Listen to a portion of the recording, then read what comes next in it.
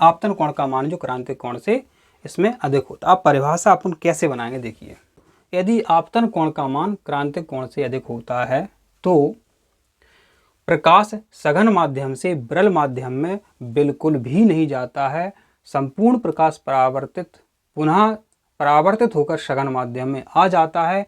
इसे प्रकाश का पूर्ण आंतरिक परावर्तन कहते हैं। अब पूर्ण आंतरिक परावर्तन की परिभाषा हमने बता दी। अब इसके उपयोग जो हैं वो आपके पेपर में बहुत सारे उपयोग हैं और वो पेपर में पूछे जाते हैं, तो इतना हम साफ कर लेते हैं जिससे आपके जो है उपयोग यहाँ बन जाए, जिससे आपके उपयोग बन जाए, इसलिए हमने साफ कर दिया।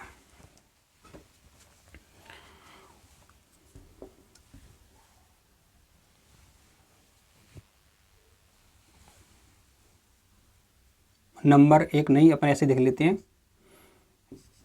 जो इम्पोर्टेंट है वो भी वो सब। हीरे का चमकना, जो हीरा चमकता है किस क्रिया के कारण? विज्ञान के हिसाब से अपन कहेंगे पूर्ण आंतरिक परावर्तन के कारण बच्चों ये हीरा चमकता है। ठीक है, पूर्ण आंतरिक परावर्तन का हीरा चमकता है। दूसरा, यहां देखिए लिखा है कांच, तो यहां से एक उत्तर बनेगा कांच का चमकना। कैसे कांच का? चटके कांच का चमकना, चटके कांच का चमकना। देखिए हम आपको ट्रिक्स से, कितनी बेहतरीन ट्रिक्स से बताते हैं, तो बच्चों आप वीडियो को लाइक जरूर किया करें। आप वीडियो लाइक नहीं करते हैं, वीडियो को लाइक जरूर किया करें।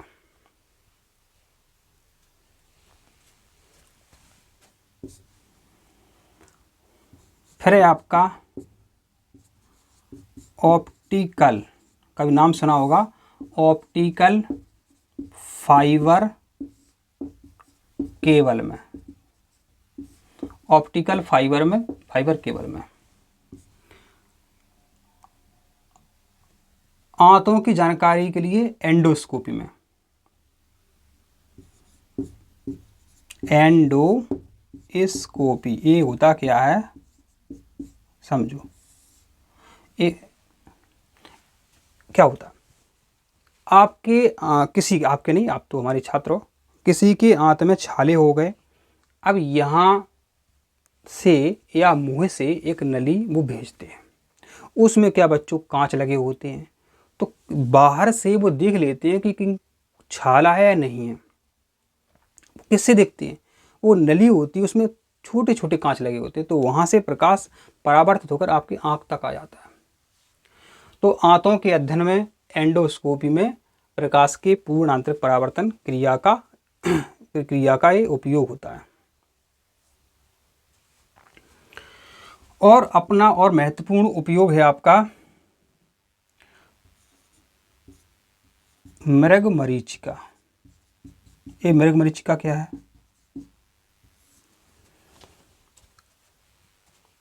इसको ऐसे समझो, गर्मियों के दिनों में अभी आप मोटरसाइकिल से जाते हो, रोड पर जा रहे हो, तो आपको ये लगेगा रोड पे पानी भरा है, लेकिन वहाँ जाओगे तो पानी भरा नहीं मिलेगा, पानी होने का आभास होता है।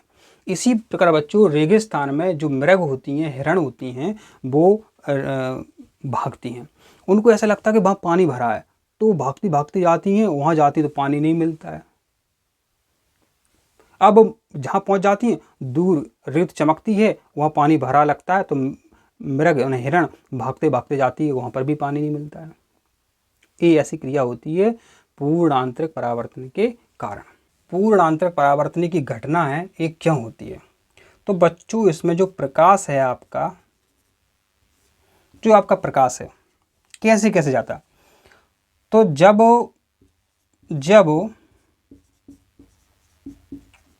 प्रकाश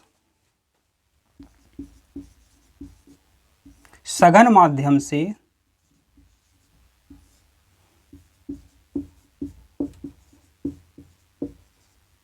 विरल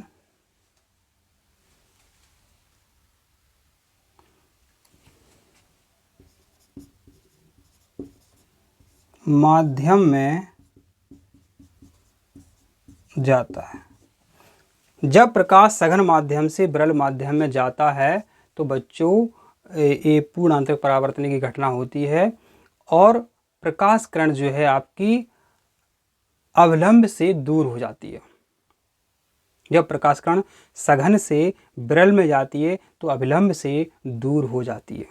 इस पर भी बच्चों प्रश्न आया है, पूछा जाता है प्रश्न कि जब प्रकाश किरण सघन माध्यम से विरल माध्यम में जाती तो क्या होता है। अभी हम आपको बता नहीं पाए, ध्यान नहीं रहा हमको, तो थोड़ा सा हम यहाँ बता रहे हैं आपको, कोई दिक्कत नहीं है बच्चों। तो देखिए यहाँ पर याद कराएंगे, रटना नहीं है बच्चों। जब प्रकाश किरण ऐसे आती है, अब बच्चों यहाँ आपका क्या है, यहाँ आपका ये अविलंब है। अब बच्चों यहाँ क्या है, कैसा माध्यम है, विरल माध्यम है। दिख ही रहा है आपको, ये कांच है तो ये आपका सघन माध्यम है। जब प्रकाश किरण विरल माध्यम से सघन माध्यम में आती है तो बच्चों ये क्या है, अविलंब की ओर झुक जाती। देखिए यहाँ पर ये अविलंब की ओर झुक गई, ये सीधी जा रही थी बच्चों, ये इस तरीके से जा रही थी, लेकिन ये अविलंब की ओर झुक गई। तो प्रश्न पूछते हैं, कई बार विरल माध्यम से सघन माध्यम में जाती है, विरल से बच्चों सघन में जाती है तो प्रकाश की किरण झुक जाती है। भूल जाओगे, याद रखो, समझो आप कि विरल से प्रकाश की किरण आई, ये देखिए कांच है तो अवलंब की ओर झुक गई। अब बच्चों यहाँ जो सघन माध्यम है, अब प्रकाश किरण बाहर निकलेगी, प्रकाश किरण अपनी बाहर निकलेगी तो इस तरीके से बाहर निकलेगी। अब बच्चों ये क्या अविलंब है, तो अविलंब से दूर हट गई। अब अविलंब से क्या हो गया, दूर हट गई। एक पूछा गया है मेरे बच्चों, आपको बताने वाले हैं विक्षेपण के बारे में। और विक्षेपण माने होता है बच्चों क्या, अलग अलग होना। विक्षेपण माने क्या होता है, अलग अलग होना, ठीक। विक्षेपण माने होता है। तो बच्चों जो अपना श्वेत प्रकाश है बच्चों, उसमें 7 रंग होते हैं, लेकिन आपको सिर्फ श्वेत प्रकाश दिखता है, उस अपने को 7 रंग देखने हैं, वास्तव में उसमें 7 रंग है या नहीं। तो क्या कर सकते हैं, एक अपन प्रिज्म ले सकते हैं बच्चों, ये कांच का होता है। जब श्वेत प्रकाश किरण को किसी प्रिज्म से गुजारते हैं तो वह अपने अवयवी 7 रंगों में विभक्त हो जाता है। इसे वर्ण विक्षेपण कहते हैं। और जो रंगों की पट्टी प्राप्त होती है उसे हम वर्णक्रम कहते हैं, माने वर्णों का एक निश्चित क्रम। तो हमको एक रंग प्राप्त होते हैं, ये आप प्रैक्टिकल करके देख सकते हैं, आपके स्कूल में प्रिज्म होगा। तो सबसे नीचे बैगनी रंग रहता है, फिर जामुनी, नीला, हरा, पीला, नारंगी, लाल, इस प्रकार से रंग रहते हैं। तो हमने यहाँ लिख दिया बैजानी, हपी, नाला।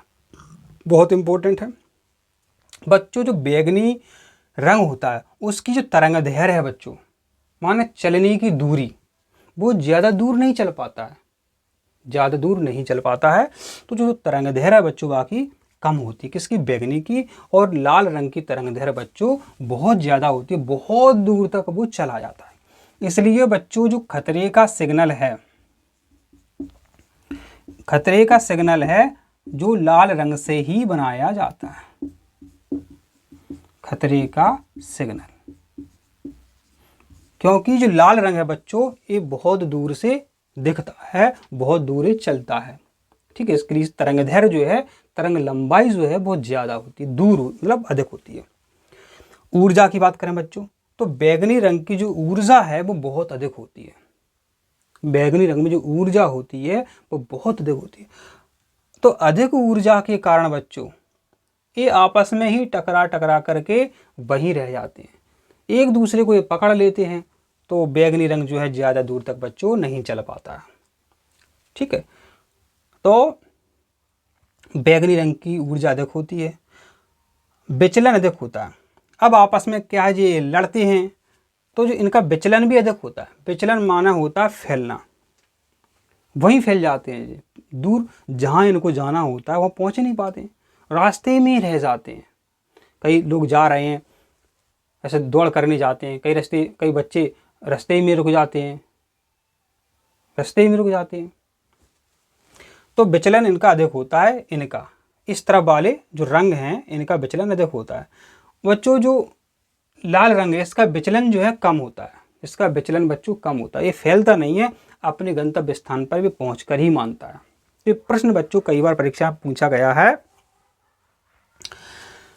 तरंग दैर्घ्य किसकी ज़्यादा है किसकी कम है वो अपने हिसाब से देख लेना, कोई 2 दे देंगे, 2 में 1 का पता लगा लेना आप। और बच्चों विचलन माना और फैलना जो है बच्चों, इसको अपन प्रकीर्णन भी कहते हैं, वेरी मोस्ट इम्पोर्टेंट, प्रकीर्णन कहते हैं। तो बच्चों जो नीला रंग है इसका प्रकीर्णन बहुत ज़्यादा होता है, इसलिए बच्चों हमको समुद्र का रंग जो है, आकाश का रंग जो है बच्चों नीला दिखाई देता है। किसका रंग? समुद्र व आकाश नीला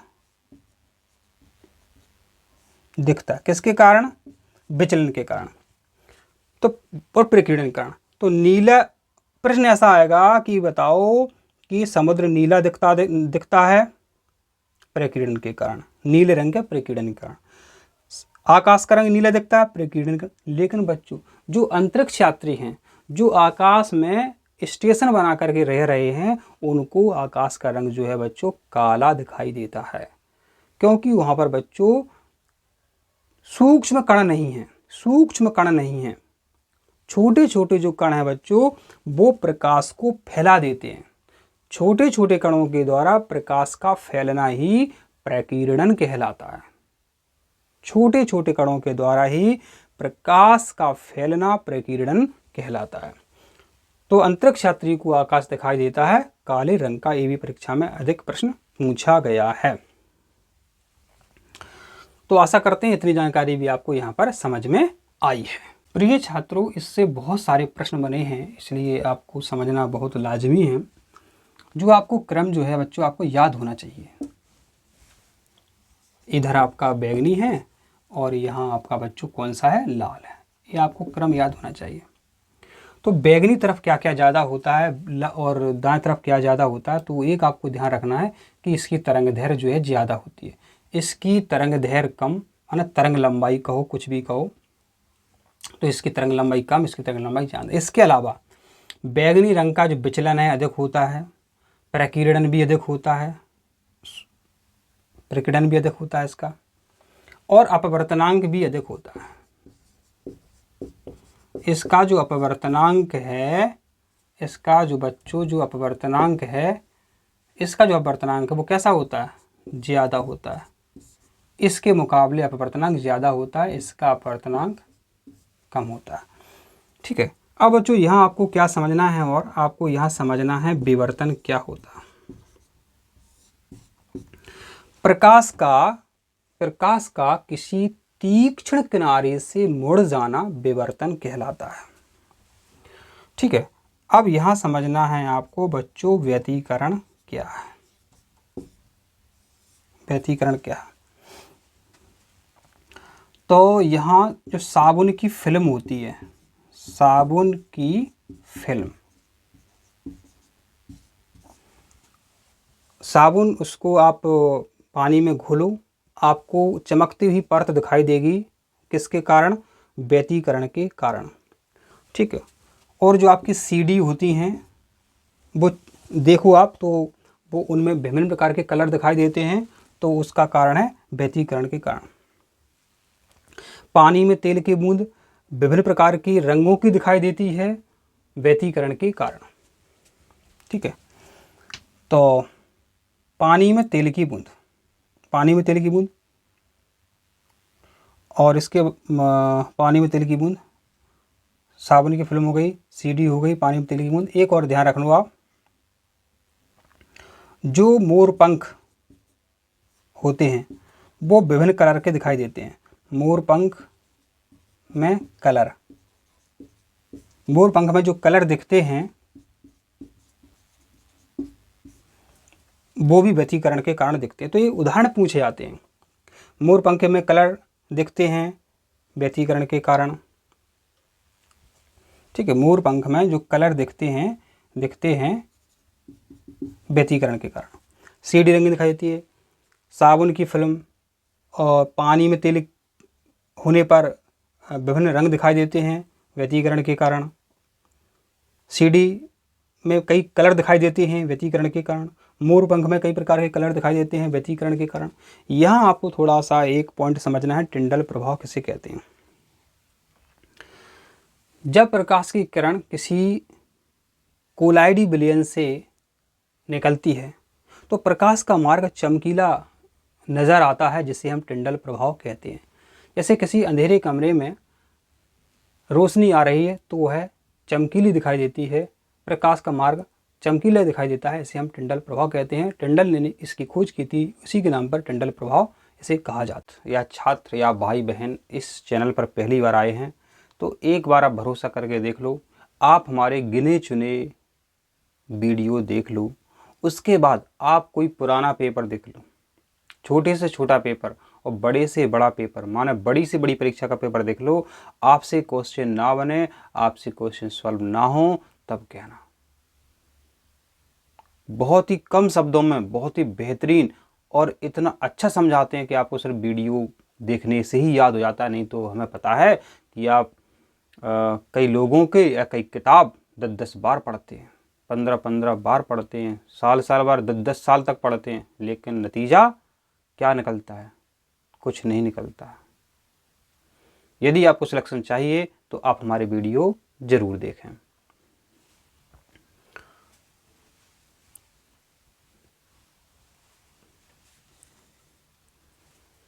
सबसे पहले हम इस वीडियो में बात करते हैं प्रतिबिंब के बारे में।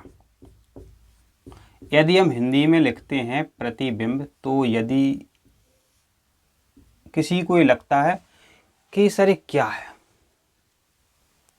समझ में नहीं आया, यदि हम इसकी इंग्लिश लिखते हैं, देखो कई बार ऐसा होता किसी से कहो चलो चिकित्सालय ले चलें, समझ में नहीं आएगा। कोई बुजुर्ग लोग हैं उनसे कहो चलो हॉस्पिटल ले चलें, तो समझ जाएंगे हाँ हमें ये हॉस्पिटल की बात कर रहे हैं। तो ऐसा होता, कभी कभी हमको हिंदी के शब्द अच्छे से पता होता है, कभी कभी हमको इंग्लिश के शब्द अच्छे से पता होता है।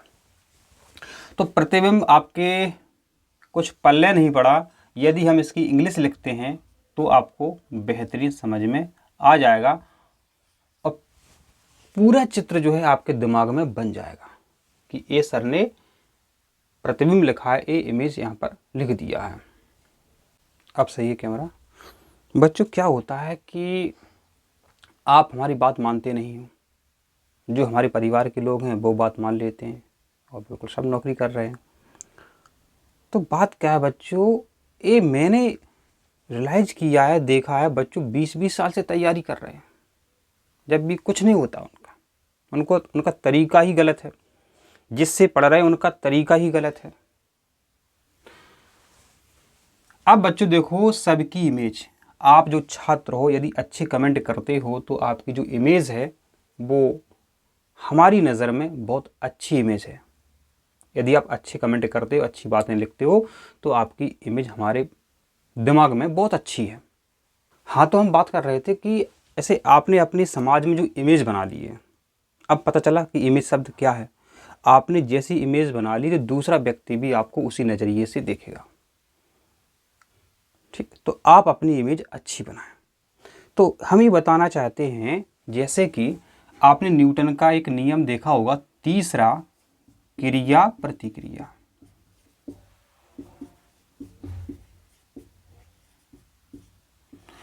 तो इसका मतलब ये है, पहले क्रिया होती है उसके बाद प्रतिक्रिया होती है, ये तो आप समझ गए। इसी प्रकार बच्चों, पहले आप हैं उसके बाद आपकी इमेज बनती है। जो आप हो बच्चों उसको तो हम बोलते हैं बिंब। क्या बोलते हैं? बिंब। और आपकी किसी दूसरे के दिमाग में, दूसरे के मस्तिष्क में जो इमेज बनी उसे बोलेंगे हम प्रतिबिंब। तो आशा करते हैं अब आपको समझ में आया। तो माने कोई, जब हम इस दर्पण चैप्टर में कोई भी वस्तु लेते हैं, उसका जब परावर्तन या अपवर्तन के बाद, क्या बोला हमने, दो ही क्रियाएं होंगी, परावर्तन होगा या मेरे बच्चों अपवर्तन होगा। ये दोनों चीजें ही हम आपको पढ़ा चुके हैं।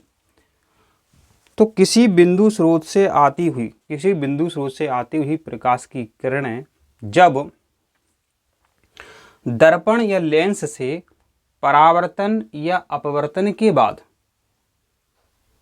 जिस बिंदु पर मिलती हुई दिखाई देती हैं उसे हम प्रतिबिंब कहते हैं। उसे हम क्या कहते हैं? प्रतिबिंब कहते हैं। तो सिंपल सी बात समझो, किसी बिंदु स्रोत से आती हुई प्रकाश की किरणें जब दर्पण या लेंस से परावर्तन के बाद जिस बिंदु पर मिलती हैं उसे हम प्रतिबिंब कहते हैं। ठीक, तो ये आपका प्रतिबिंब बना समाज में, और ये वस्तु का जो है प्रतिबिंब बना परावर्तन या अपवर्तन के बाद। तो ये पूरी जानकारी हमने दे दी कि प्रतिबिंब क्या होता है। बिंब माने ऑब्जेक्ट, वस्तु माने ऑब्जेक्ट, और प्रतिबिंब माने उसका कोई चित्र। ठीक है, तो इतनी बात आपको आशा करते हैं समझ में आई है। इसको ऐसे और समझो, किसी ने प्रति उत्तर दिया, तो सिंपल सी बात है बच्चों, किसी ने प्रति उत्तर दिया।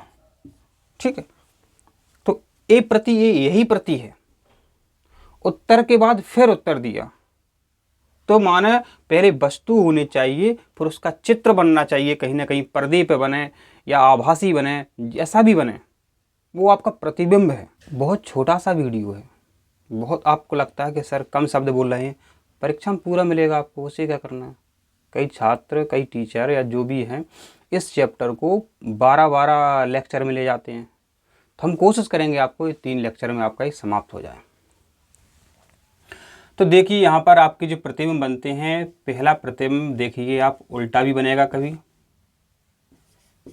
फिर आपका प्रतिबिंब जो है कभी सीधा भी बनेगा, कभी प्रतिबिंब आपका वास्तविक भी बनेगा, और कभी आपका प्रतिबिंब जो है आभासी भी बनेगा। ठीक, तो इतना सा आप याद कर लो। प्रतिबिंब उल्टा भी बन सकता है, जैसे कि आप कोई वस्तु देखते हैं तो उसका प्रतिबिंब जो है आपकी रेटिना पर उल्टा बनता है, लेकिन वस्तुएं आपको उल्टी नहीं दिखती हैं क्योंकि आपका मस्तिष्क जो है उसको सीधा कर देता है। ठीक है, और आपकी आंख में क्या होता है? उत्तल लेंस होता है। तो प्रतिबिंब सीधा भी बनता है, और प्रतिबिंब वास्तविक भी बनता है, और प्रतिबिंब आभासी बनता है। आपके पास क्या होते हैं? दर्पण होते हैं, फिर आपके पास लेंस होते हैं, तो इन्हीं के द्वारा अलग अलग प्रकार के प्रतिबिंब जो हैं बनते रहते हैं। अब बच्चों यहां हम आपको एक बहुत बेहतरीन तरीके से बताना चाहते हैं बच्चों, जैसे कि हमने बच्चों यहां एक गोला बना दिया। ठीक है, आशा करते समझ में आया, समझते हैं ना। अब इस गोले को जो है हमने इस तरीके से काट दिया। यहां तक भी देखिए हमने ऐसा कुछ नहीं किया कि आपको समझ में ना आए। अब बच्चों ये कांच का गोला है, हमने क्या किया बच्चों, फिर इसको हमने यहां से पेंट कर दिया।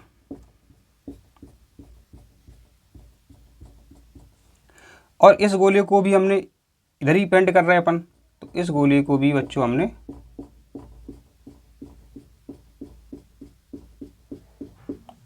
पेंट कर दिया। ठीक है, इस गोले को भी बच्चों हमने पेंट कर दिया।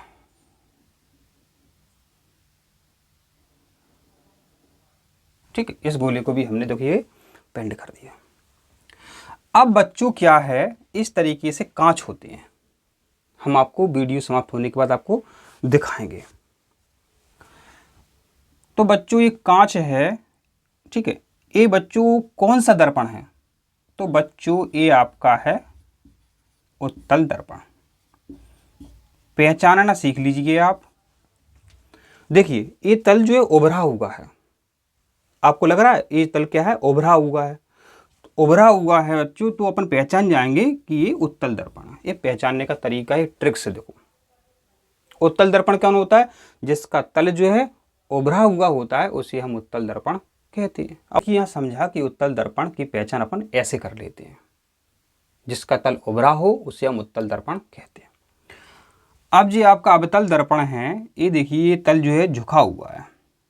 और बच्चों जो अवमानक होता है, अवमानक क्या होता है? अवमानक होता है झुका हुआ।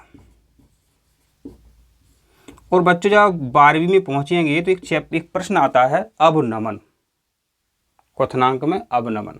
ठीक है, तो अवनमन नमन में क्या होता है, नमन करते तो झुकते हैं अपन। तो आशा करते हैं तो आप ये भी पहचान जाएंगे कि ये अपना अवतल दर्पण है। पहले यही तो पता होना चाहिए कि उत्तल कौन है, अवतल कौन है। इसको हम आपको प्रैक्टिकल करके दिखाएंगे भी अभी, आप चिंता ना करें। अब जो उत्तल दर्पण है बच्चों, यहाँ पर आप बहुत सावधानी पूर्वक ध्यान दीजिए, बहुत इम्पोर्टेंट है, बहुत इम्पोर्टेंट है ये जानकारी जो लिख रहे हैं हम आपको, कि आपका जो उत्तल दर्पण है,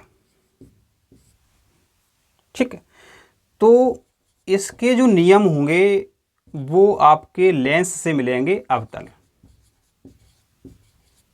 ये ध्यान रखना।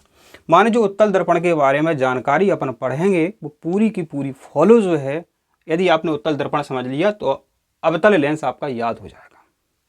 यदि उत्तल दर्पण है तो लेंस अवतल होगा। अब आपको ये कठिन लग रहा होगा, भाई साहब भूल जाओगे, 2-4 बार आप मुंह से बोलो। यदि उत्तल दर्पण है तो लेंस अवतल होगा उन नियमों में। अब यहां पर हम देख लेते हैं अवतल दर्पण।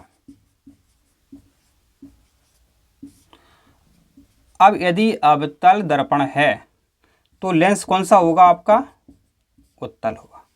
अब आपको ये लग रहा है कि सर ये छोटी जानकारी है। मेरे बच्चों छोटी जानकारी नहीं है, ये बहुत बड़ी जानकारी है। इतना आप हमारी बात मान करके तो चलो।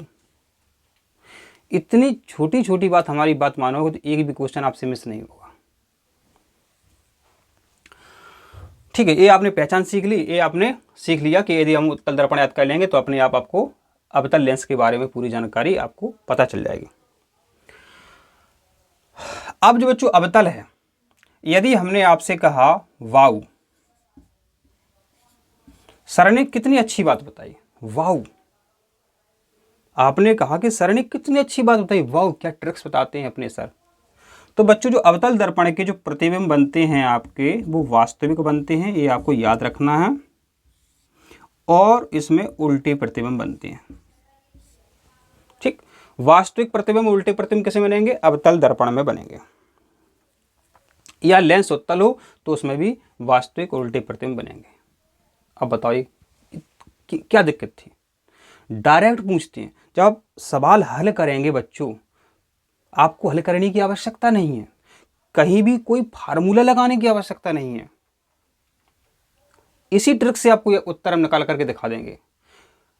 आप 10-10 मिनट में सॉल्व नहीं कर पा रहे सवाल, कोई बात नहीं है, 1 सेकंड के अंदर आपको हम इनसे आपको सवाल बताएंगे, सवाल जिसमें कोई फार्मूला नहीं लगाना। तो ये आपने ये सीख लिया। ठीक है, अब बच्चों यहां थोड़ा सा और सीखना है, वो क्या बताना चाहते हैं आप।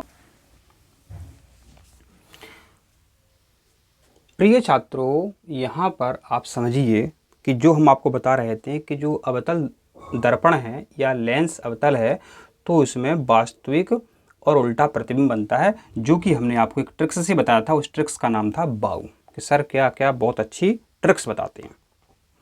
अब देखिए बच्चों, यहाँ हमने जो उत्तल दर्पण बना था उसको हमने यहाँ पर साफ कर दिया। अब यहाँ पर आप ये जो देख रहे हैं ये हम अवतल दर्पण पुनः बना रहे हैं। देखिए हमने यहाँ पर पेंट कर दिया। अब बच्चों ये पेंट पता है किससे होता है, सिल्वर नाइट्रेट हो सकता है, मरकरी हो सकता है। ठीक है, तो बच्चों जो ये दर्पण है ये अपना है अवतल दर्पण। अवतल दर्पण है बच्चों। अब आपको यहाँ समझना है, यदि हम यहाँ से एक लाइन खींचते हैं बच्चों, ठीक है, तो बच्चों एक लाइन खींचते हैं तो बच्चों ये सी जो है ये क्या है, वक्रता केंद्र है। क्या है, वक्रता केंद्र है।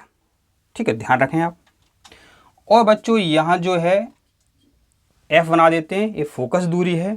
और बच्चों यहाँ जो है ये दर्पण का पोल है, माने दर्पण का ये ध्रुव है। ये हमने देखिए यहाँ पर छोटी सी जानकारी जो है आपको यहाँ पर बताई, लेकिन ये बहुत कमाल की जानकारी है, बहुत ही इंपॉर्टेंट जानकारी है। अब ये बताना चाहते थे बच्चों आपको कि इसमें बच्चों जो है 6 प्रतिबिंब बनते हैं अपने। कितने बनते हैं? अवतल दर्पण में जो इमेज बनती है आपकी, इमेज बनती है बच्चों, वो टोटल 6 बनती हैं। ठीक है, जिसमें बच्चों 6 बनती हैं, इस तरीके से लिख देते हैं कि 5 + 1, इन्हीं से प्रश्न बनता है ये 5 + 1 6 इमेज बनेगी अवतल दर्पण में। तो बच्चों 5 इमेज जो होंगी आपको यहाँ पर दिखाई देंगी, इस तरफ बाएं तरफ इमेज दिखाई देंगी। ठीक है, एक इमेज जो है दर्पण के पीछे बनेगी, दर्पण के पीछे बनेगी। तो आपको यही याद रखनी है, दर्पण के पीछे वाली इमेज, ये आपकी इमेज जो है कैसी होगी। ठीक है, इमेज जो है आपकी सीधी व काल्पनिक बनेगी।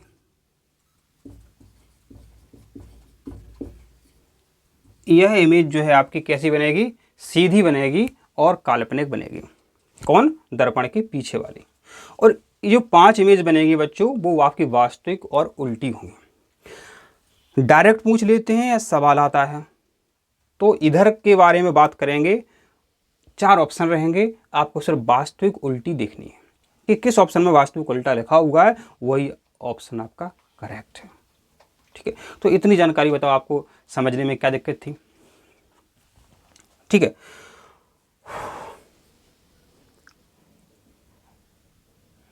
ठीक है, वो हमने बना दिया। अब उत्तल दर्पण यहाँ बना करके देख लेते हैं अपन। ठीक है, तभी आपको जानकारी समझ में आएगी। तो यहाँ हम उत्तल दर्पण बनाते हैं। उत्तल दर्पण कैसा होता है बच्चों? ये उत्तल दर्पण हो गया, और ये हमने बच्चों यहाँ इसको ऐसे पेंट कर दिया, पेंट कर दिया। ठीक है, तो यहाँ देखिए इस तरीके से बच्चों ये लाइन होगी। ये बच्चों जो है, ये बच्चों जो है दर्पण का वक्रता केंद्र रहेगा, ये फोकस रहेगा, और बच्चों यहाँ जो है आपका दर्पण का ध्रुव रहेगा, ये पोल रहेगा। ठीक है, अब इसमें भी बच्चों आपका जो उत्तल दर्पण है और आपका जो अवतल लेंस है बच्चों, इसमें सिर्फ आपको 2 ही इमेज देखने को मिलती है। कितनी इमेज मिलती देखने को? आपको सिर्फ 2 इमेज मिलती हैं। वो कैसी होती हैं? आपकी काल्पनिक होती हैं और सीधी होती हैं। कैसी होती हैं आपकी इमेज? काल्पनिक होती हैं और सीधी होती हैं। ये भी आपको यहाँ ध्यान रखना है। काल्पनिक व सीधी। यहाँ जो प्रतिबिंब बनता है आपका काल्पनिक व सीधा बनता है। इमेज कैसी बनती है? काल्पनिक व सीधी इमेज, माने प्रतिबिंब जो है वो बनता है उत्तल दर्पण और अवतल लेंस में। अब ये लग रहा होगा आपको ये सारी छोटी जानकारी है। भाई साहब, छोटी जानकारी नहीं है, हम आपको सरल तरीके से पढ़ा रहे हैं, तो ये आपको छोटी जानकारी लग रही है, बहुत कठिन है। तो हम बोर्ड साफ करते हैं, फिर हम आपको आगे की जानकारी देते हैं। यहाँ पर थोड़ा सा समझना चाहते हो तो समझ सकते हैं आप। काल्पनिक को हम प्लस में लेते हैं, ये ध्यान रखें आप। काल्पनिक जो है इसको हम प्लस में लेते हैं, इसकी, ठीक है, काल्पनिक प्रतिबिंब बनता है उसको हम प्लस में लेते हैं। इसके अलावा बाएं तरफ जो भी मान होगा अपना, ये बाएं तरफ जो भी मान होगा उसको हम ऋण में लेते हैं। ये भी यहाँ आपको ध्यान रखना है, बहुत इंपॉर्टेंट जानकारी है। ठीक है, और वास्तविक जो है इसको हम ऋण में लेते हैं। किसको लेते हैं? वास्तविक को ऋण में लेते हैं। ये भी यहाँ आप थोड़ा सा याद कर लो। कैसे याद कर लो? आप जब कभी कल्पना करते हैं तो अच्छा ही सोचते हैं, कभी खराब नहीं सोचते। जब कल्पना करते हैं आप, तो उससे याद रख सकते हो कल्पना का मान जो है अपन प्लस में लेंगे। लेकिन जब वास्तव में आते हैं, दुख ही दुख मिलता है, माइनस माइनस में ही चलते हैं। तो वास्तविक का मान ऋण में होता है और काल्पनिक का मान पॉजिटिव में होता है। ठीक है, इसको हम साफ करते हैं, फिर आपको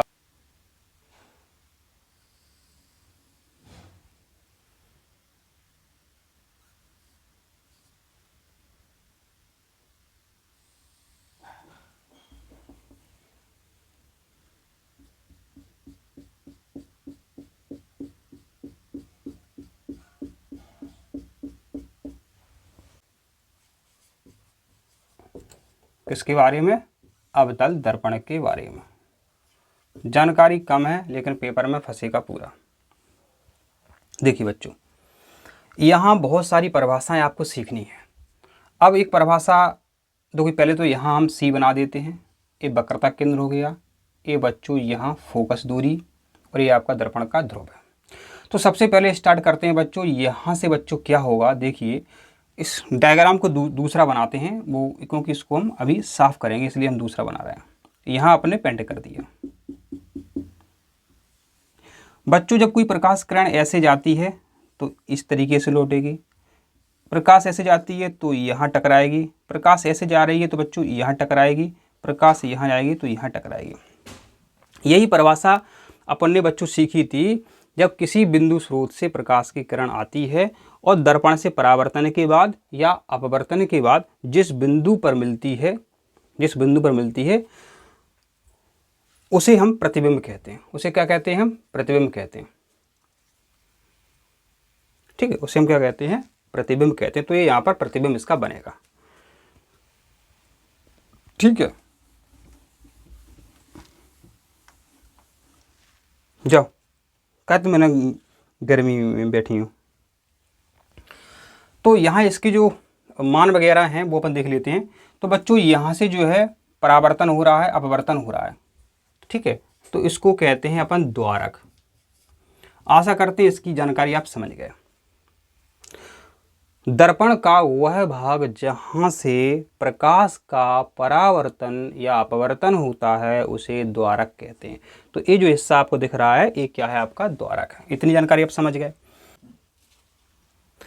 कि गोलीय दर्पण का वह भाग जिससे प्रकाश की किरणें परावर्तित या अपवर्तित होती हैं, उस भाग को द्वारक कहते हैं। यदि हम इसको इतना सा ही समझें, दरवाजे होते हैं, वहाँ से प्रकाश आता है या जाता है, सिंपल सी बात है। तो यहाँ से प्रकाश जाता है और यहीं से प्रकाश वापस आता है, इसलिए इसका नाम द्वारक रखा। तो देखो, हम आपको बेहतरीन ट्रिक से बताते हैं आंसर। द्वारक समझने के बाद अब हम आपको समझाते हैं वक्रता केंद्र के बारे में। वक्रता केंद्र माने इसको ऐसे भी कह सकते हैं अपन, वक्र का केंद्र। यदि सिंपल तरीके से समझना है तो वक्र का केंद्र। तो बच्चों ये पूरा गोला था। पहले पूरी बात समझो बच्चों, पहले ये पूरा क्या था बच्चों? ये गोला था। ठीक है, गोला था। तो परिभाषा जो आपकी वक्रता केंद्र की बनेगी, और वक्रता केंद्र को बच्चों अपन सी से रिप्रेजेंट करते हैं, माने सी से प्रदर्शन करते हैं। सी माने सेंटर। तो परिभाषा सरल है, देखो रटोगे नहीं रट पाओगे, समझना है आपको बस। क्या? गोलीय दर्पण जिस गोले का भाग होता है, देखो पहले गोला था, इसको अपन ने ऐसा काटा था, तो इसके बारे में बात कर रहे नहीं अपन। तो गोलीय दर्पण जिस को भाग होता है, ठीक, उस गोले के केंद्र को दर्पण का वक्रता केंद्र कहते हैं। देखो रटोगे नहीं रट पाओगे, आप उसका लॉजिक समझो। ये क्या है? गोलीय दर्पण है। तो गोलीय दर्पण जिस गोले का भाग होता है, उस गोले के केंद्र को दर्पण का वक्रता केंद्र कहते हैं। तो इतनी बात समझ गए आप? बताओ इसमें क्या समस्या थी आपको? तो ये आपका वक्रता केंद्र हो गया। ठीक,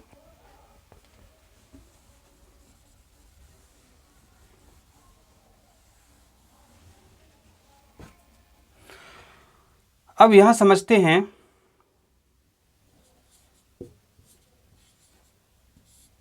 दर्पण का ध्रुव।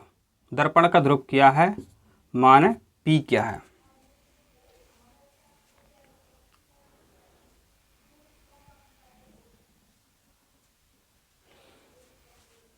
ये गोलीय दर्पण है, इसका मध्य बिंदु देखिए यहां पर है। तो गोलीय दर्पण के मध्य बिंदु को दर्पण का ध्रुव कहते हैं। देखो इसमें गोला शब्द कहीं नहीं आया स्कूला, क्योंकि इसकी यहाँ आवश्यकता ही नहीं है दर्पण के ध्रुव की परिभाषा देने के लिए। तो गोलीय दर्पण के मध्य बिंदु को दर्पण का ध्रुव कहते हैं। ये भी देखिए, ये आपने परिभाषा बहुत अच्छे से समझ ली। अब समझते हैं वक्रता त्रिज्या।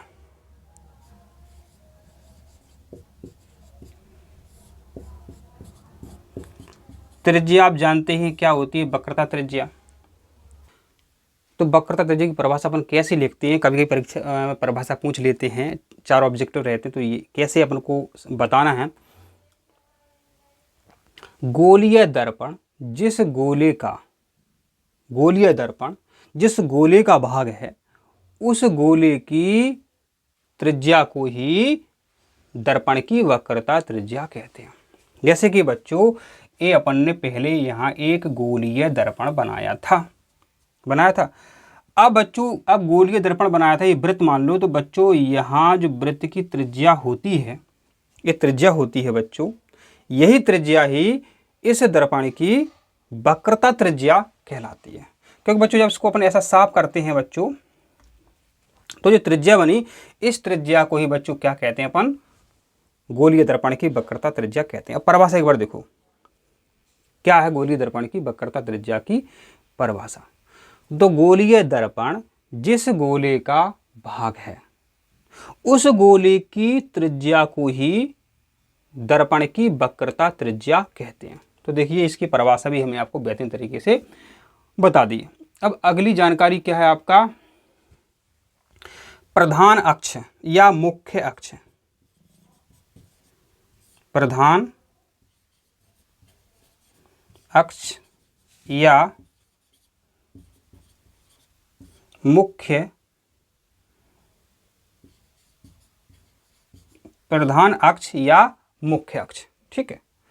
तो प्रधान अक्ष या मुख्य अक्ष क्या है, तो बच्चों ये जो हमने लाइन बनाई है, ये ही प्रधान अक्ष या मुख्य अक्ष है। ये मुख्य अक्ष कहाँ से कहाँ तक खींची गई है, ये प्रधान अक्ष मुख्य अक्ष कहाँ से कहाँ तक खींची गई है।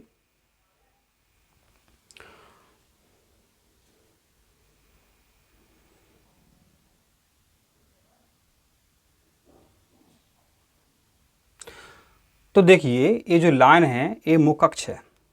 इसकी परिभाषा देखो, सोचो, रटना नहीं है। गोलीय दर्पण की वह लाइन, गोलीय दर्पण की वह लाइन जो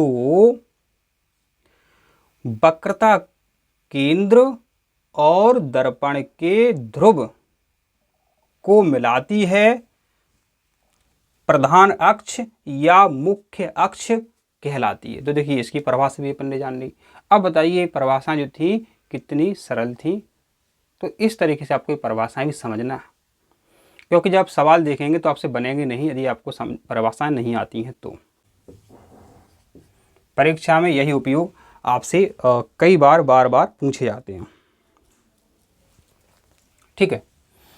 तो पहला जो उपयोग है, वेरी इंपॉर्टेंट, जो आता ही रहता है, सेविंग, सेविंग दर्पण।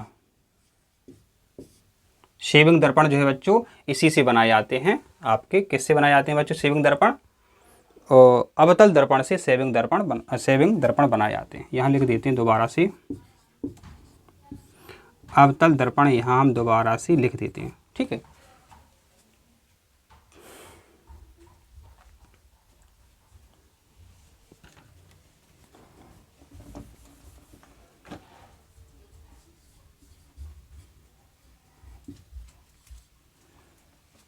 अवतल दर्पण, तो सेविंग दर्पण इससे बनाया जाता है बच्चों। सोलर कुकर जो होते हैं वो भी आपके अवतल दर्पण से ही बनाए जाते हैं। गाड़ी की जो हेडलाइट होती है, हेडलाइट बनाई जाती है। हेडलाइट जानते हो, जो आगे हेडलाइट होती है वो आगे प्रकाश भेजती है। हेडलाइट में, सर्च लाइट में एक ही बात है, सर्च लाइट कहो या टॉर्च कहो।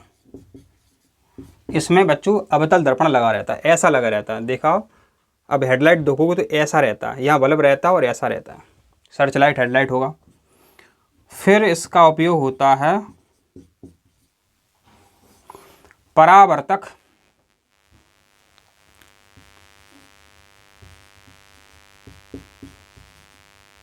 परावर्तक दूरबीन में, परावर्तक दूरबीन बनाने में इसका उपयोग होता है। फिर इसका उपयोग होता है खगोलीय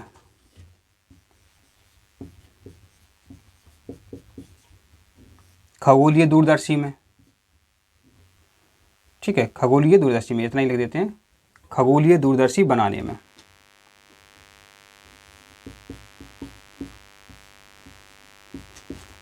खगोलीय दूरदर्शी बनाने में लिख सकते हैं आप, टाइम बचाने के लिए लिखते हैं, खगोलीय दूरदर्शी बनाने में। फिर आपका लास्ट है डिश टीवी। डिश टीवी होती है, कोई भी सैटेलाइट होता है, ठीक है, सैटेलाइट बोल सकते हैं अपन। डिश टीवी छतरी बनाने में, आप जो छतरी देखते हैं अपने छत पर, वो इस तरीके से तो होती है, या दिख रहा है आपको, इस तरीके से छतरी होती है, तो डिश टीवी की छतरी बनाने में। और लास्ट उपयोग जो है बच्चा आपका ENT डॉक्टर, नाक कान गले के ENT, ई माने ईयर, नोज माने नाक, और टी थ्रोट माने गला। तो जो ENT डॉक्टर होते हैं, नाक कान गले के डॉक्टर होते हैं बच्चों, उनके पास जो उपकरण होते हैं, आपके दांत देखते हैं ऐसे, इसमें कीड़ा लग गया, तो जो ऐसी इस तरीके से वो लगाते हैं बच्चों, जिसके दांत खराब भाई होंगे, तो उसमें अवतल दर्पण रहता है और चित्र बहुत बड़ा बनता है, प्रैक्टिकल करके दिखाएंगे, रुकना अभी। तो ENT डॉक्टर, ठीक, ये उपकरण जो इससे बनते हैं, अवतल दर्पण से इसके उपयोग बनते हैं। तो आशा करते हैं बच्चों इतनी जानकारी तो आपको समझ में आई है, ठीक है। अब बच्चों यहाँ पर समझो, जो फोकस दूरी है ये पूरी तो जो है बच्चों वक्रता त्रिज्या है, ये वक्रता त्रिज्या का हो या आर का हो, कोई दिक्कत नहीं है। तो जो फोकस दूरी जो है बच्चों वक्रता त्रिज्या की आधी होती है। देखिए यहाँ से यहाँ तक और बच्चों यहाँ से यहाँ तक, ठीक है। तो फोकस दूरी जो है वक्रता त्रिज्या की आधी होती है, माने जो आपकी F है वक्रता त्रिज्या की कैसी होती है, आधी होती है। इसको और सॉल्व करेंगे अपन, C बराबर तो आ जाएगा F/2, माने जो वक्रता त्रिज्या है फोकस दूरी की दुगने के बराबर होती है। तो ये भी पूछ लेते हैं कभी कभी बच्चों को, सवाल में पूछ लेते हैं। तो आशा करते हैं इतनी जानकारी भी आपको समझ में आई है। अब देखिए जो हम आपको जानकारी देने जा रहे हैं बच्चों, वो वेरी वेरी मोस्ट इम्पोर्टेंट जानकारी है, ठीक है, वो वेरी वेरी मोस्ट इम्पोर्टेंट जानकारी है। प्रश्न आता है कि अपन वस्तु कहाँ रखें तो प्रतिबिंब कहाँ बनेगा, प्रतिबिंब छोटा बनेगा, प्रतिबिंब बड़ा बनेगा, ठीक है। ये सारी चीज़ें जो बहुत कठिन है वो भूल जाते हो, और डायरेक्ट प्रश्न इससे आता है। तो एक ट्रिक हमने आपको बताई थी, बाऊ। तो माने इतनी तो बात है कि जो बाऊ है माने वास्तविक उल्टे प्रतिबिंब बनते हैं। बा से अपन को ये याद रखना, बड़ा बड़ा वास्तविक व उल्टे, ये जानकारी आपको याद रखनी है। जो आपके 6 प्रतिबिंब बनते हैं वो 5 आपके इसी प्रकार से बनेंगे, 5 आपके इसी प्रकार से बनेंगे, ठीक है। तो देखिए अब ये जो है यहाँ बहुत कठिन जानकारी है, किताबों में देखो बड़े बड़े लोगों को ये याद नहीं होती है, हम आपको बहुत सरल तरीके से बताएंगे। अब बच्चों क्या करना, सरल तरीके के लिए आपको ये एक काम छोटा सा करना है, अपन को अंक लिखने हैं। अपन ने अंक लिख दिया यहाँ पर बच्चों 1,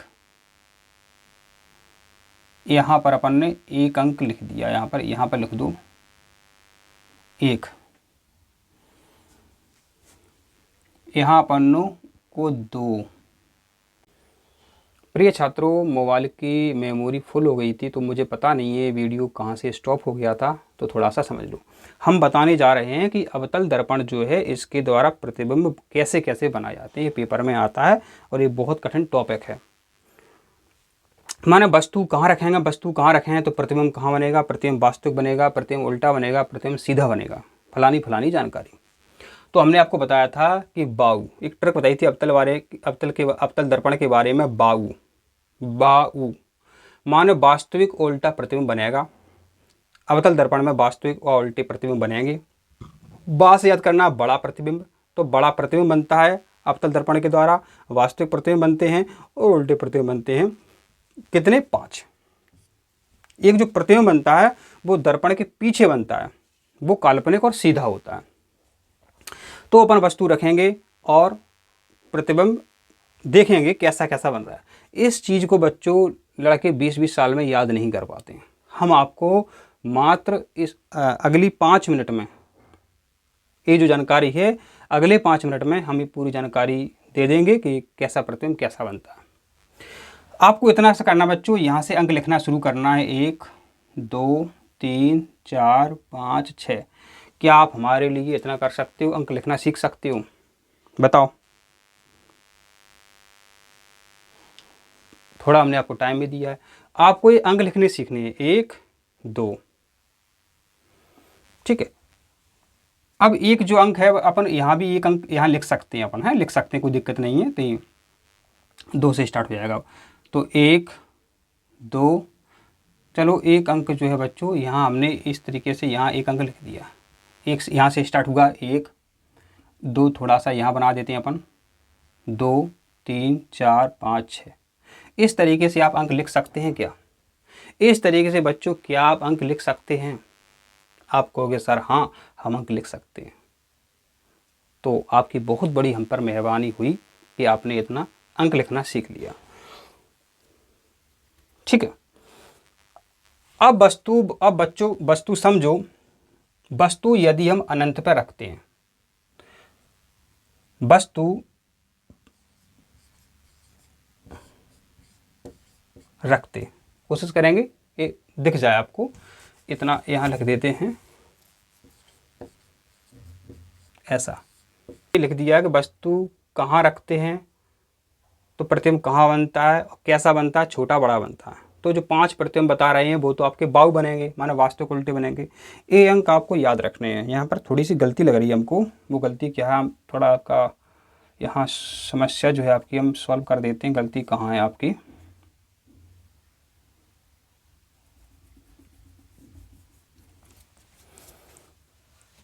बच्चों तो वस्तु कहाँ रखते हैं तो प्रतिबिंब कहाँ बनता है, कैसा बनता है, छोटा बड़ा बनता है। माने जो 5 प्रतिबिंब होते हैं वो वास्तविक उल्टे बनते हैं।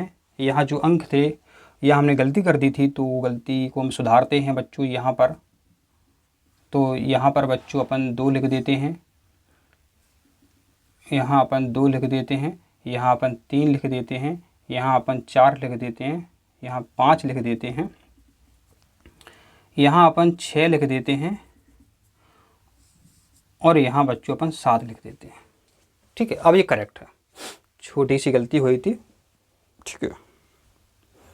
अब बच्चों वस्तु कहाँ रखते हैं, कहाँ प्रतिबिंब बनता है, तो देखिए आज तक आपको किसी ने नहीं बताया होगा किसी भी यूट्यूब चैनल पर। ये बेहतरीन तरीका है, इससे बेहतरीन तरीका कोई नहीं है कि वस्तु कहाँ रखते हैं तो प्रतिबिंब कहाँ बनता है। देखिए बच्चों ट्रिक्स है आपकी 10। ट्रिक्स क्या है आपकी? 10 है। यदि वस्तु हम बच्चों अनंत पे रखते हैं, कहाँ रखते हैं? अनंत पे वस्तु रखते हैं। अनंत का मान बच्चों 7 है। यदि हम 7 में कितने जोड़ेंगे? 3 जोड़ेंगे। 3 कहाँ है बच्चों? एफ में। कहाँ पे? एफ में।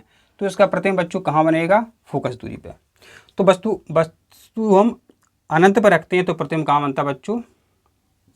फोकस पे बनेगा। अब 7 के मुकाबले 3 छोटा है तो प्रतिबिंब कैसा बनेगा? छोटा बनेगा। देखिए इस तरीके से आपको किसने बताया था, कब बताया था? किसी ने नहीं बताया होगा आपको ऐसा। 20-20 साल तक नहीं होता है याद। अब वस्तु कहाँ रखते हैं? अनंत और वक्रता केंद्र के मध्य वस्तु रखते हैं। कहाँ रखते हैं वस्तु अपन? अनंत और वक्रता केंद्र के मध्य वस्तु रखते हैं। तो अनंत और वक्रता केंद्र के मध्य वस्तु रखते हैं तो इसका मान 6 है बच्चों। अब 6 में कितने जोड़ेंगे 10 आ जाए, तो 6 में 4 जोड़ेंगे। 4 यहाँ पर लिखा है, 4 कहाँ कहाँ है, तो 4 जो है सी और एफ के मध्य है। सी और एफ, इसका हिंदी बना लूँ, वक्रता केंद्र और फोकस। यदि वस्तु हम अनंत और वक्रता केंद्र के मध्य रखते हैं तो इसका प्रतिबिंब वक्रता केंद्र और फोकस के मध्य बनता है। कैसे पता लगाया, क्योंकि ये पूछा था अनंत और वक्रता केंद्र के मध्य वस्तु रखी है, इसका प्रतिबिंब कहाँ बनेगा। उत्तर कैसे निकाला था अपन ने, कितने जोड़ेंगे 10 आ जाए, 4 जोड़ेंगे, 4 है यहाँ पर, ये किस किस के मध्य है, वक्रता केंद्र और एक फोकस के मध्य। अब देखिए यहाँ 4 है, 6 के मुकाबले 4 छोटा है, तो प्रतिबिंब कैसा बनेगा, छोटा बनेगा। 6 के मुकाबले 4 है बच्चों, तो प्रतिबिंब कैसा बनेगा, छोटा बनेगा।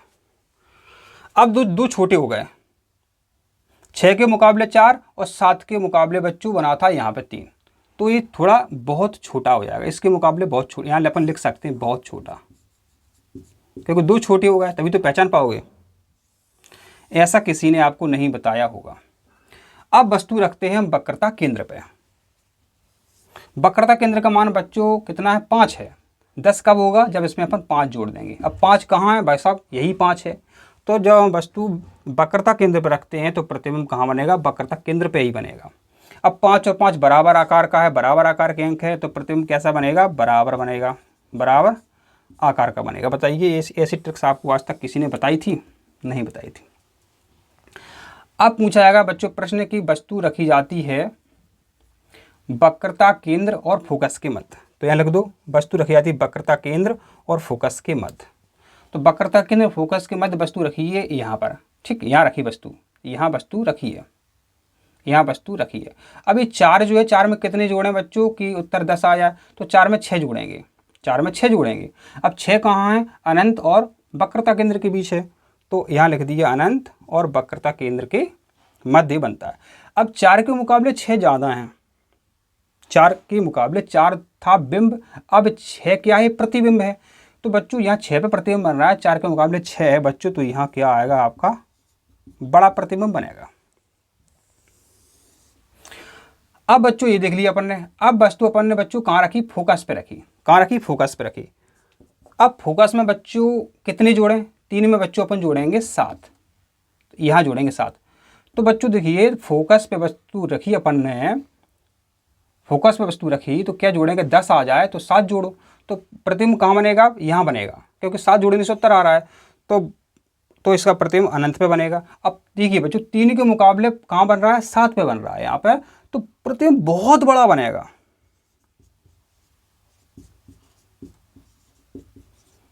बहुत बड़ा बनेगा। तो वस्तु अपन ने यहाँ रख दी। अब देखिए वस्तु कहाँ रखेंगे, फोकस और ध्रुव के मध्य वस्तु रखेंगे, फोकस और ध्रुव के मध्य वस्तु रखेंगे। तो यहाँ पर देखिए बच्चों, यहाँ पर अब आपको समझना है, फोकस और ध्रुव के मध्य वस्तु रखेंगे। अब देखिए यहाँ पर ये 2 अंक है आपका। अब बच्चों ये बताओ कि 2 में कितने जोड़ें कि 10 आ जाए। अब 8 बच्चों यहाँ पर है ही नहीं, 8 यहाँ पर है ही नहीं, तो प्रतिबिंब कहाँ बनेगा, दर्पण के पीछे बनेगा। प्रतिबिंब कहाँ बनेगा, दर्पण के पीछे। तो यहाँ लिखते हैं अपन दर्पण के पीछे प्रतिबिंब ये बनेगा। कैसा बनेगा, बड़ा आकार का अपना ये प्रतिबिंब बनेगा। तो देखिए हमने ये जानकारी आपको कितने बेहतरीन तरीके से बताई है। अब आपको यहाँ ध्यान रखना है कि दर्पण के बाएं तरफ जो राशियाँ होती हैं उनके मान आपको कैसे निकालने हैं, आंकिक प्रश्न जो आएंगे आपको कैसे निकालने हैं। तो बाएं तरफ की जितनी भी राशियाँ होती हैं सब ऋण में होती है, फोकस दूरी ये आपके ऋण में लेना है। यहाँ वस्तु रख रहे हैं बार बार, माने वस्तु माने यू को अपन वस्तु से दर्शाते हैं, तो यू का मान भी बच्चों अपन को काय में लेना है, ऋण में लेना है, ठीक है। यू का मान अपन को ऋण में लेना है। फोकस दूरी का मान अपन ने देखिए ऋण में यहाँ बता दिया है, ठीक है। और वास्तविक अपन ने बताया था कि वास्तविक और काल्पनिक, कल्पना करते हैं तो प्लस में आंसर आता है, लेकिन वास्तव में सब ऋण ही ऋण है, दुख ही दुख है, ठीक है। वास्तव में दुख ही दुख है, तो वास्तविक का मान जो बच्चों अपन हमेशा ऋण में लेते हैं और काल्पनिक का मान बच्चों अपन धन में लेते हैं। वास्तविक का मान ऋण में लेते हैं, ठीक है। और अपन जो एक शब्द है बड़ा, इसको अपन आवर्धित भी कहते हैं। क्या कहते हैं? आवर्धित। आवर्धित माना होता है बड़ा। तो बच्चों ये अवतल दर्पण के बारे में हमने आपको सभी स्थितियाँ बता दी हैं और आशा करते हैं ये जानकारी भी बच्चों क्या है आपको समझ में आई है। तो हम वीडियो साफ करते हैं और 1 मिनट में आपका ये वीडियो समाप्त करते हैं।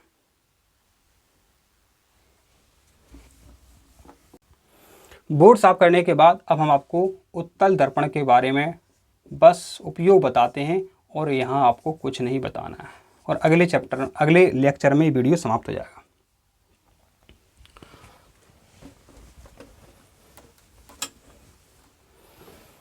अब हम आपको उत्तल दर्पण के बारे में बताते हैं। 2 मिनट में आपका ये लेक्चर समाप्त और अगली वीडियो में चैप्टर समाप्त, ठीक है। उत्तल दर्पण, उत्तल दर्पण बच्चों कैसा होता है? इस तरीके का आपका उत्तल दर्पण होता है। यहाँ इस तरीके से पेंट रहता है, ठीक है। ये आपका उत्तल दर्पण होता है, ठीक है। तो देखिए यहाँ पर उसके उपयोग बता रहे थे आपको कि इसके उपयोग क्या क्या है, उत्तल दर्पण के उपयोग। तो जो वाहन होते हैं, वाहन में साइड ग्लास, वाहन में जो साइड ग्लास होते हैं, माने आप मोटरसाइकिल चला रहे हो, इस तरीके से लगे रहते हैं, 2 दर्पण ऐसे लगे रहते हैं, ठीक है। तो वाहनों के साइड ग्लास जो बच्चों इसी से बनाए जाते हैं। तो बच्चों पीछे बड़े बड़े ट्रक इसमें दिखते हैं, माने विस्तृत जो क्षेत्र है पीछे का वो इसमें दिख जाता है। एक गुण होता है इसमें, माने विस्तृत क्षेत्र जो है इसमें नजर आता है, ठीक। विस्तृत क्षेत्र दिखता है।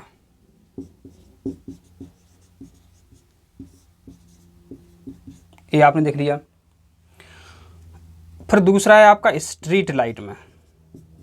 आप रोड पे चलते हो तो बड़े बड़े जो हेलोजन लैंप दिखते हैं आपको, वो स्ट्रीट लाइट बोलते हैं। तो स्ट्रीट लाइट जो है उसमें उत्तल दर्पण लगा रहता है। इसको अपन बोल सकते हैं परावर्तक लैंप। यहां पर ध्यान दें, परावर्तक लैंप उत्तल दर्पण, परावर्तक लैंप उत्तल दर्पण, लेकिन परावर्तक दूरबीन अवतल, परावर्तक दूरबीन अवतल दर्पण, ठीक है। तो यहां बच्चों अब आपको क्या समझना है, देखिए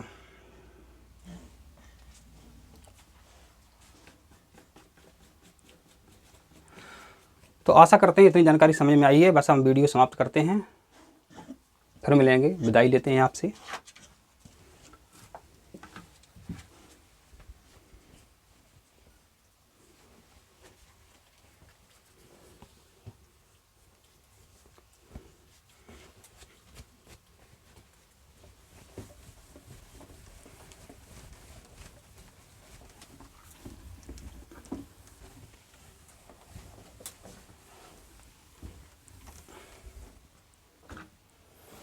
प्रिय छात्रों, बोर्ड साफ करने के बाद एक मन में एक जानकारी और आई है, वो थोड़ा समझ लो बच्चों। जैसे कि जो अपना उत्तल दर्पण होता है, छोटी जानकारी है यहाँ पर बच्चों। यदि हम कोई चीज़ भेजते हैं, कोई चीज़ बच्चों भेजते हैं ऐसे, तो प्रकाश किरण जो है फैल जाती है। इसको ऐसे समझो, प्रकाश किरण फैलना, तो इसको अपन अपसारी बोलते हैं। क्या बोलते हैं? अपसारी। याद रखना आपको, अपसारी। अब बच्चों जो आपका इस तरीके का था, क्या आपका अवतल दर्पण था, अच्छा नहीं बना है, दोबारा से बना के कोशिश करते हैं। तो बच्चों जो है आपका ये अवतल दर्पण था, ठीक है। इसको हमने पेंट कर दिया, माने पॉलिश कर दी। तो यहाँ बच्चों जो प्रकाश की किरणें आती हैं इस तरीके से टकराती हैं, इस तरीके से टकराती हैं। तो कहने का मतलब है, यदि तो इसको जब प्रकाश किरणें पास में आती हैं तो इसको बोलते हैं अभिकेंद्री। क्या बोलते हैं? अभिकेंद्रीय। अपसारी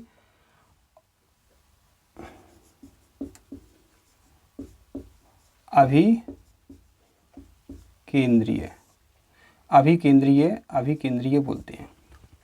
तो ये अभिकेंद्रीय होता है या अपसारी होता है। ऐसे मान लो कि यहाँ आप पानी इसमें भरोगे, यहाँ पानी भेजोगे तो यहाँ इकट्ठा होगा, यहाँ पानी भेजोगे तो यहाँ इकट्ठा होगा, लेकिन यहाँ पानी भेजोगे फेंकोगे इस पे, इस तरह का कोई तल है बच्चों, पानी फेंकोगे तो फैल जाएगा। फैलने को अपन अपसारी बोलते हैं। इसी प्रकार बच्चों जो लेंस होते हैं, यहाँ समझो, अभी हमने आपको बताया था कि उत्तल दर्पण हो तब क्या होता है बच्चों। ये ऐसे आपका जी कौन सा है, उत्तल दर्पण है। इसके जो गुण हैं, उत्तल दर्पण के जो गुण हैं, ये किसके समान होते हैं, ये आपके अवतल लेंस के समान होते हैं। तो ये क्लियर भी यही हो जाएगा क्यों समान होते हैं। ये इस पर पानी आप इस पर पानी फेंकोगे तो पानी फैल जाएगा दूर दूर। तो बच्चों जो अवतल लेंस होता है बच्चों इस प्रकार से होता है। ये भी प्रकाश की किरणों को बच्चों फैलाता है। क्या करता है, फैलाता है। ये आपका अवतल लेंस है। अब ये आपका जो है ये अवतल दर्पण है। जो अवतल दर्पण है ये आपका कैसा होता है, तो हमने बताया था कि लेंस ये उत्तल लेंस के समान होता है। ठीक है। अब जो उत्तल लेंस है बच्चों ये आपका इस प्रकार होता है। ये प्रकाश की किरणें इस तरीके से जाती हैं, लेकिन बच्चों ये प्रकाश की किरणें इस तरीके से मुड़ जाती हैं। प्रकाश की किरणें बच्चों मुड़ जाती हैं। तो प्रकाशी किरणों को बच्चों क्या करता है, इकट्ठा करता है। इसको बोलते हैं अभिकेंद्रीय। तो ये अपसारी की भांति व्यवहार करता है। ये आपका अपसारी की भांति व्यवहार करता है। ये दोनों चीज़ें देखिए, चाहे अवतल लेंस हो चाहे उत्तल दर्पण हो, ये अपसारी माने प्रकाश की किरणों को फैलाने का काम करता है। और जो आपका अवतल दर्पण है बच्चों ये प्रकाश की किरणों को इकट्ठा करने का काम करता है, एक जगह केंद्रित करता है। इसलिए इसको अभिसारी कहते हैं। क्या कहते हैं, अभिसारी लिख देते हैं इसको हम अभिसारी, अभिसारी लेंस कहते हैं। क्या कहते हैं, अभिसारी लेंस कहते हैं।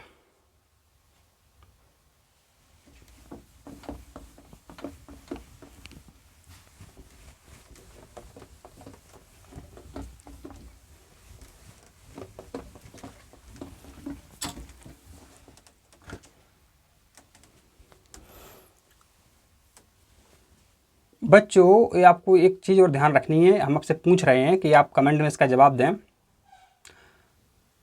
कि जो आपका उत्तल दर्पण है इसका जो उपयोग होता है वो